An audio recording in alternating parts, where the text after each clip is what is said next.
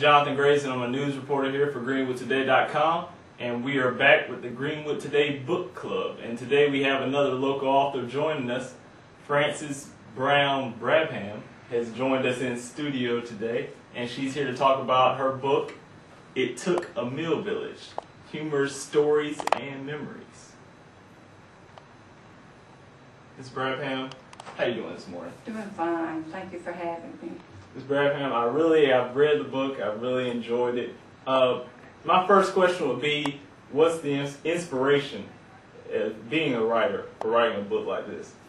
Well, I've always considered my family my greatest asset. And it started out as just a little book of memories and humorous stories to as a keepsake for my family, so that my grandchildren, my great-grandchildren, one day would have something to read and maybe bring a chuckle and know something about their grandmother. Right. Now, you wrote a cookbook back in, I think it was 2006. 2006, I did a family cookbook that had recipes, family recipes create memories, and it's been extremely well received. And as that started out with just family recipes, but it broadened into friends and acquaintances too. So after doing that, I had several other people say, well, you need to do another cookbook. And I really didn't want to do that, even though I do have quite a few recipes that I could do several more books if I chose to. But I just started thinking about doing a little book about my childhood growing up on the Mill Village and the people that meant so much to me, the people that helped shape my life as a little girl at Galloway Church and at Jordan Street School, where I started first grade, and my grandparents. So I just started taking a little scratch pad and a pencil around in my pocketbook. Mm-hmm. And each time I'd think of something, I'd just jot it down. And so for about a year I did that. And so I said, well, I got to get all this together. So I just kind of started putting it together, and this is what I came up with. Well, obviously it's a great book, like I said, and I'm pretty glad you took that notepad around with you, because if you we wouldn't have this book sitting here on our table today. Could you talk to us a little bit about some of the things, in terms of the setting? Are we talking 1950s, I'm thinking? This is a book basically about the 50s and the 60s. Okay. I was born in 1945, so it's some of my younger childhood memories and goes on into my teen years. Mm-hmm. And then there are stories that relate to some of the memories that are even today's stories in it. A few. I have some pictures of my siblings and my parents from our school days pictures. Mm-hmm. And the home on Jordan Street where I grew up. There's a picture of that, and also this Jordan Street School. Right. And Galloway Church is the church that I grew up in on the Mill Village. It was right directly across the street from us. So Mother made sure we were there every time the doors opened, and there's so many memories of the friends that I made there and the adults who gave me a firm base in my belief in God and Christianity. I remember reading some of the book that y'all were really a close-knit community, you know, the Grendel Mill Village, and you explained in the book that when you got to junior high school, it was sort of like a culture shock, because it was, I guess it was a more exposure to different people, I guess. That was the first time really in my life that I felt that I realized that there was a stigma attached to a certain extent of families and children who lived on the Mill Village. And it was a cultural shock, because we didn't know we were poor. Mm-hmm.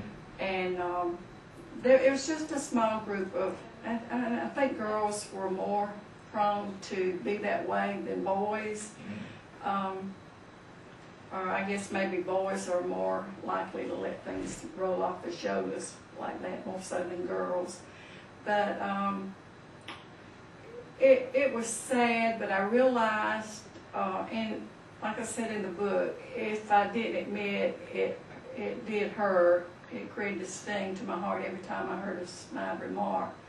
But then I realized, the older I got, I realized that I wouldn't have traded places with anyone. We had, it was so much fun living on the Mill Village. As I say in the book, it was an all-inclusive community. We had a grocery store, a company store, we had a full-service gas station right on the village. We had 2 churches, Jordan Baptist and Galloway Methodist, and then Grendel Pentecostal and the Durst Avenue Church of God, just right off the village, that a lot of my friends attended. But it was just like one big family. Everybody knew everybody. Everybody was willing to help people, and when anything would arise and you needed a neighbor to help, there was always one available. The children that I grew up with there, we just had so much fun. The mill company provided a YMCA membership for all the children of the employees. We got to go swimming twice a day at the YMCA. We had a playground director on the village that during the summer that had activities for us every day, and the close bonded knitting of all the families that lived together on the Mill Village. Our parents worked in the mill, and we worked hard, and it was just a group of hard-working, honest people who did everything they could for their children. Only way to find out about it, you're going to have to go pick up the book. That's what I want to talk to you about right now. You're having a book signing this Saturday coming up. You're also having one next Saturday. Talk to us a little bit about that. This Saturday, on the 22nd, from 10 a.m. until 2 p.m., I'll be at the Alcoves, which is at 601 Montague Avenue, right across from the Dixie. And a portion of my book sales there will go toward the Place for Us ministry.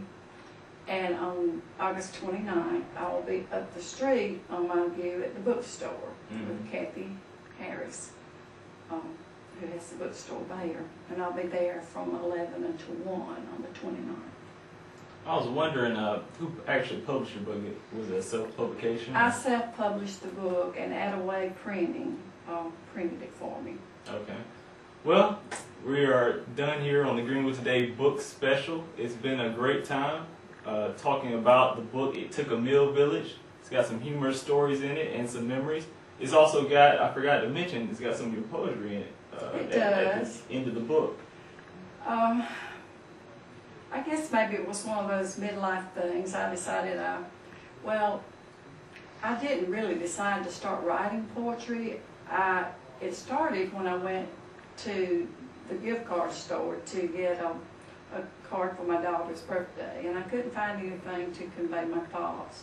So I just sat down and started writing, and I wrote a poem, and then one led to another. So special occasions, most of them were written for a certain occasion, but for my children and grandchildren's birthdays, and my husband on our anniversary. And then there's one in there to a friend who was worked with me, and she was real sick in the hospital, and I sent it as a kind of a get well card to her, but she never got out of the hospital and passed away, and those sort of things. So it's just, I said I'm not giving my day job up just because I'm writing poetry. So. Right.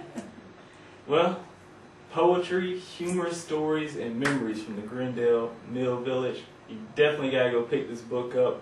Like I said, you're going to be out there this Saturday. She's going to be at the Alcove. Make sure you go to the book signing, pick up the book, get her to sign it. I'm Johnathan Graves. I work for GwdToday.com. I'm a news reporter here, and I am out. Thank you.